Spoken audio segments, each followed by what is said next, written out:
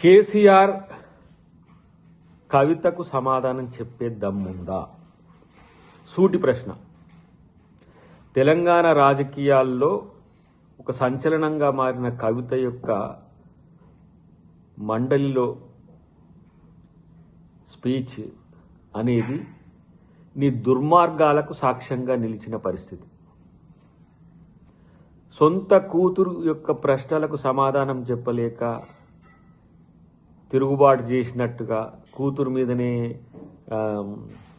యాంటీగా press మీట్లు పెట్టేయడము, మాట్లాడిపియడము కాదు. మీకు దమ్ముంటే, మీకు చెప్పే ధైర్యం ఉంటే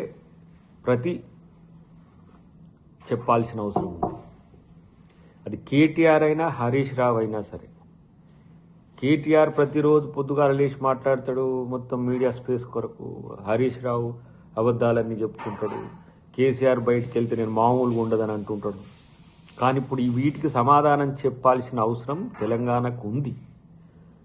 వందల మంది ప్రాణత్యాగాల పునాదుల మీద ఏర్పడ్డ తెలంగాణను దోచుకున్న దొంగలుగా మీరు ఎలా చరిత్రకెక్కిన దానికి సాక్ష్యమే కవిత గారి స్టేట్మెంట్గా నేను చూస్తున్నా.